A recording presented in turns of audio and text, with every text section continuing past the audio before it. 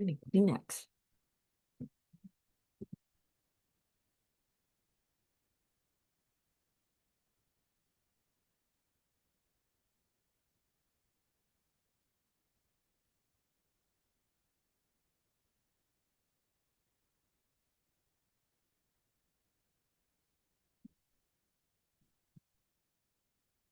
Oh, I think this is happening now. Goodness, here we go. Where is this cursor? There it is. I can reduce. I want to turn this sound off. Yep.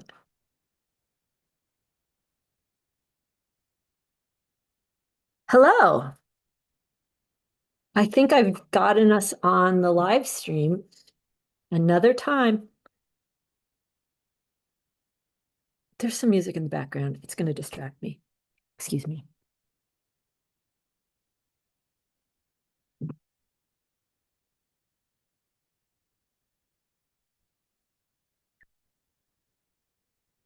So sometimes usually it's really smart to train with distractions. We have a saying around here, we say that we train in the din. And if there's something bothering a horse or a student rider, keep the thing that's bothering them around because they have to learn. Well, it's learning, but it's also training and developing the ability to concentrate just like it's a muscle. I think that's a really an idea that's absent these days. If people have the attention span of a kitten, they just say, "Oh, I have ADD," or da, da. But it's something that we have to practice, that we have to develop. And the horses also, especially talented ones and talented people too, must learn to attend carefully to that which does not interest them. I mean, what a concept. Pay attention to stuff that doesn't interest you. Because it's usually that stuff. It's either the stuff that you don't care about or the stuff that you don't like or that's hard for you to do that people don't do enough of. So we have to find the weak spot, always the weak spot or the stiff spot and train that. I'm Jane Frizzell. This is Wednesday office hours. The program I assembled and operate is called Basic Military Riding.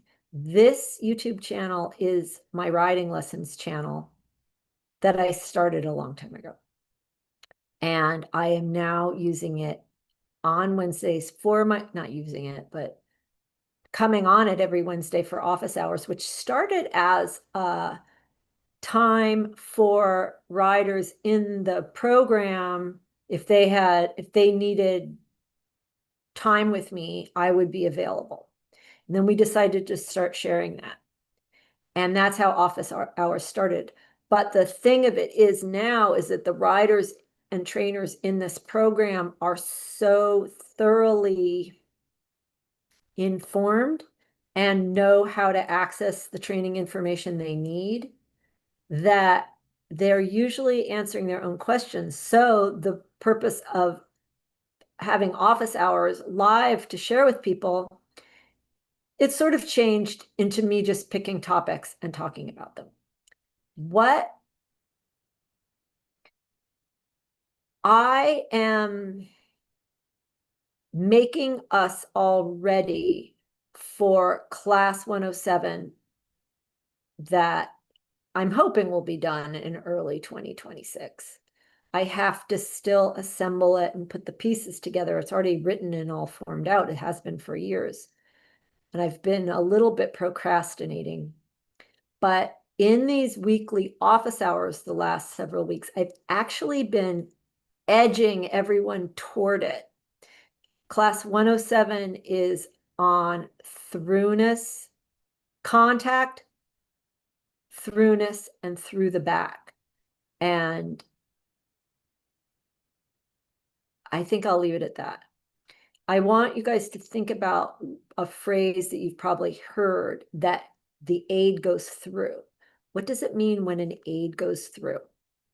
Well, it means that the tissue, the horse is mentally and physically prepared and accepting and involved enough, which is the socially acceptable way to say he's submitted. Being submitted is just an agreement. It's like agreeing to agree. Like, oh, yeah, I want to do, let's try it. Let's work on this together. I don't know why, like, you say submission and people are thinking like, you know, OnlyFans channels and shit. I mean, come on. It's the masters, when they talked about a horse that was submitted, they always said, it is the choice of the horse. So you better be a good trainer and make that horse want to agree and naturally and keenly, eagerly trust you and want to participate. That's what submission is. There's nothing dominating about it. I just don't understand why everyone gets so triggered by it's just a freaking word. And it doesn't have the kinky, demented meaning or the little psychotherapy bad relationship meaning that has been attached to it. Stop. We need the horses to be soft. My horses are soft. And if I say something like, oh, can you feel the weight of my panty lace here on this side? They go, oh, I sure do. I think I'm going to sit down. So if you think that that horse feels like I'm domineering over him, I don't think so. So this here, what I've just said, this is me rebuking all of the weenies complaining about the word submit. It is part of the lexicon of horse training. And if you want to be involved in riding and training, it's part of the vernacular. So you have to accept it or not do it. Let's proceed. I was talking about throughness and what that really means. And the submission is mental, emotional, physical. It is a softness and accepting. And what throughness is, which is distinct from submitted. Submission, the master said, by the way, I meant to say this a minute ago. Submission is, this is a quote, primarily a matter of trust. Now, what throughness is, it's in the same realm of idea, but what throughness is, it means that the system, including the tissues, which could be skeletal, muscular, or all the other bands and ligaments and all those things, that the tissue and the mind, which includes the emotions, which is another topic I won't touch today, all of those systems and elements of the creatures, the rider and the horse, are conductive. There's no blocks in them. It all can just go through. They're conductive of motion, momentum, and impulse, including information. So the tissues are the tissue, the mind, the attitudes, every single feature of both creatures who've agreed to function together are conductive to each other. They're permeable to each other. And the systems are loose and soft enough so that a great amount of articulating motion of the joints of the hindquarters and the whole everything of the horse. There's a lot of motion going on in a horse that's going well. All of that motion can just go through the system without disturbing the system. It's conductive. That is what conductive means. So when we say that an aid goes through, we mean that the aid did not meet any impediment going through the system, and the system includes through the rider into the horse, and the effect, the result was the intended result. So it was heard, understood, acknowledged, executed by the horse, all without resistance or question marks or complaint. And they could do it, and they wanted to do it. So I think that would completely explain an aid going through. And last week on office hours, if I remember, I think there's a way to do the cards thing that you could click, if I remember to do that, put it there. But just go back to the live stream a week ago today, and you're going to see a single aid go through, just one aid, and it's just over and over in a quarter turn, in a 90-degree turn. The rider's inside weight drops down into the same hindquarter. The horse engages, the turn results. And you see it's soft, it goes through. The single aid goes through. Now, one of the big topics of the last several weeks that I've been bringing up is the idea of combined effects, which is a term that all of the masters, whether they are French or Italian or German or Austrian or in the Iberian tradition, if they're Portuguese or Spanish, whoever these masters are, they will all talk about effects and combined effects. And what that harkens to is that the aids and the actions in writing, because there are actions in writing that are not among the four natural aids. Not many, though. The aids and the actions are never combined. They are always kept independent and separate, and they are trained separately and sort of tuned separately. But in the riding, their effects are combined, not the aids themselves. So I've said that a million times the last few weeks. And last week, we saw a single effect, the rider's inner weight going through into the horse's same side hindquarter. The horse's body was conducted of motion, momentum, and impulse, including information. And that was the first plain proof of an aid going through and of overall throughness.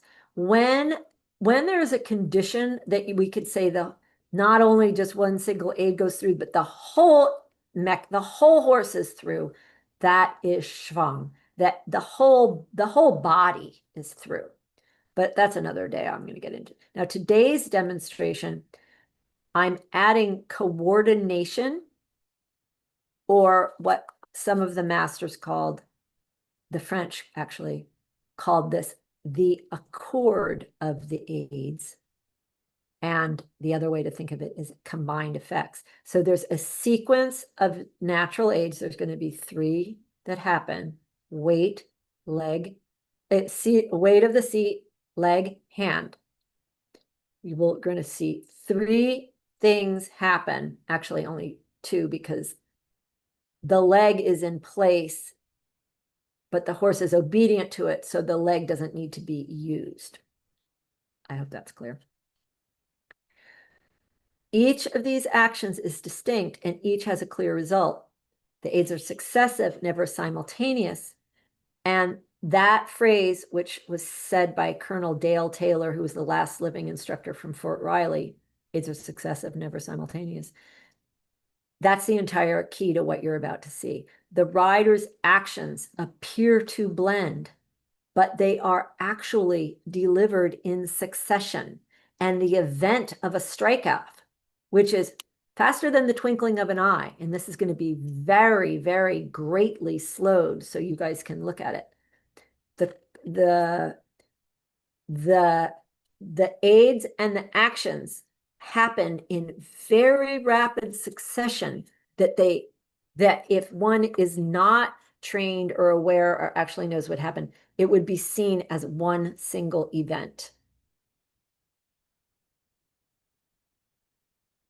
but it's actually it's actually a combined effect of sequential, specific, deliberate aids in action. Okay. I'm going to go to the screen share, but first I want to say the aids that we're going to see, you guys should be able, the people that are in this program listening to me sort of, I'm sorry, this is a little more babbly than extemporaneous. If I am walking along on my horse and he's in front of my leg on the bit and soft, as he always will be, and I use my left weight, he's definitely in front of my leg, so I don't need to kick him on the left. But my leg lives there, it's there just in case. And then I vanish my left rein. What would be the result? You guys know the result. If you don't know the result, you definitely have to watch what we're going to do now. But you should know that. And if you don't know that, you should probably fire your trainer, because this is a very important basic initial combination of aids for a trained canter. Now, first of all, so I hope this is sharing properly now. Okay, now let's look down here. So you see these little drawings down here? These little diagrams, there's little butts, and these are boots, and these are gloves, the hand. So these little drawings down here are each a single aid. And we're going to see what happens when, okay, just going along, everything's normal, even weight, left and right is even, left and right is even, left and right is even. Now we're going to this one, and the left side becomes predominant in the weight. You see how he colored those in to be all black? So that is an independent effect, just happens here. Then see how this little line goes off? That causes the horse to be engaged on the left side. So there starts to be a left shape in the body. Then look at what happens next. The left glove goes empty.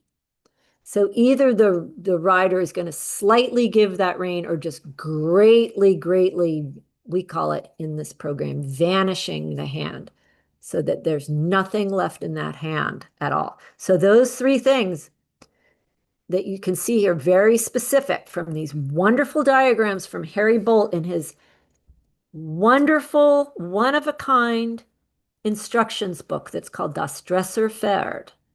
And I'll put it in the description box below when I do the description in a day or two.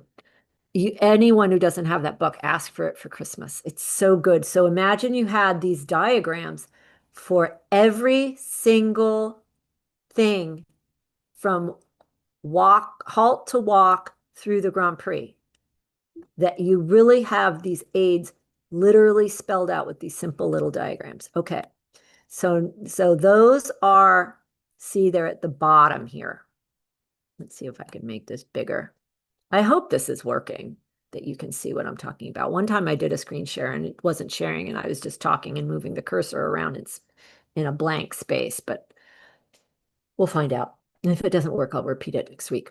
So here's these little things, the butts, then the left butt and leg is more predominant, and then the left hand vanishes. So let's watch what happens here. Walking along, here comes left butt weight. Watch the horse's left butt. My left weight of my seat is happening on the left. And now watch, my left hand is vanishing. And watch the left rein. Yep, and the horse canters. So this is going to play over and over. We're just going to watch it a few times together. Walking along. Everything's even. Now see my left heel's dropping, isn't it? All the weight, a lot of my weight is going onto that left side. And now the rein is going empty. And he goes. So remember, this is boom, boom, canter. Boom, boom. I don't know how many times I slowed this down. I think I had to slow it down. I think when I made this, I think I slowed it down to the slowest I could make it and then made that an MP4 and then took that MP4 and slowed it down. Like I had to do it through the program twice or app or whatever it's called. You watching this? Okay, I'm going to zoom in even more so you guys can watch this a few times. Really right where he is. Let's get really right up in him. Watch. See if you can see the aids going through. Everything's soft. He now knows something's going to happen. The left weight is definitely going on. You can see him sit in his left hindquarter there. And then the rein goes soft and he canters. And notice also that it's a trained, what is called a trained strike-off, or the strike-off in secondary equitation is how you'll hear the French classical, which is Saumur, 1912. How secondary equitation or a trained situation, this is how a trained horse canters. Very straight on the line. No deviation in his hindquarters. His hindquarters don't swerve either direction. The whole thing goes straight forward uphill. So just watch. Try to be quiet. Just let you watch this a couple times through.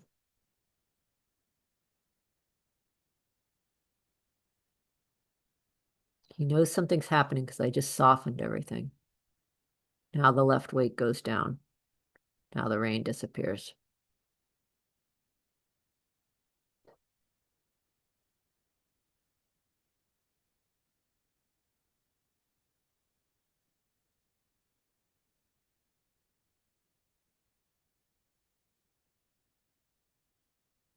So now I'm loosening everything in my body. So he goes, oh, she's going to speak. He just heard me. And now my left weight goes down. And then the left rein vanishes, softens, empties. So this is a combined effect. And it is a situation that the strike-off aids went through. And all that means is that the submitted horse, all he's done is decided he likes this. He's not my slave. He answered in the language that we both train in. That is called equitation. These aids have clearly assigned meanings right up front for both the horse and the rider. In a correct training situation, those aids are universal, which means that a trained rider from Portugal can ride the German's horse and the German can ride the Portuguese horse. There's no personal meaning in these aids. The aids are, we've looked at the aids that are felt today. The weight of the seat, the leg mostly at the girth, and the hand. When the leg is at the girth, the horse should just continue straight. There's no sideways going on here. Weight of the seat, the leg, and the hand. Those are the natural aids that are felt. But those are only 3. There are 4 natural aids. I hope I'm sharing this. There are 4 natural aids, and those aids are the voice being the primary one, then the weight of the seat, the leg, and the hand. And so there's the voice, which includes clicks and words that the horse learns. The aids that are heard or that come from the voice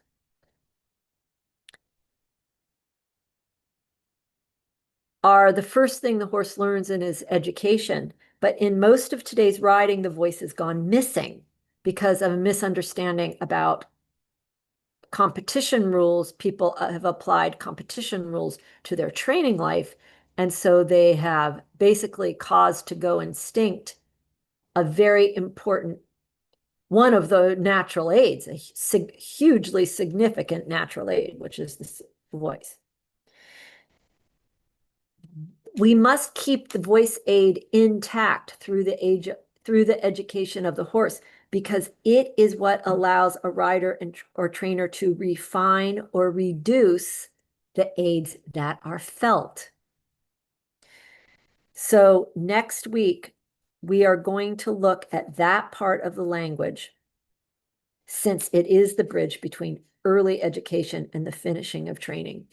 And you are going to see two different trained horses, the effect of the clearly assigned meaning of the rider trainer's voice, and it will be automatic. That's for next week, November 12th. I'm Jane Frizzell. The horse here is Sonyador 18. It's the Canter Strikeoff. The diagrams are from Das Dressurpferd von Harry Boldt, a book all of you should ask for Christmas. It's out of print and expensive, but worth it. And I really hope that this did screen share, but I won't really know until I sign off and check. So thank you. Let me get out of screen share. I'm going to reverse engineer. You know, you can do that with the canter aid too. So if this is the way we strike off into canter, the way this horse, if I wanted to return to walk, I would reverse engineer. I would softly let my weight come level and allow my inner hand to return to the inside glove. Not take, just be there again. Okay.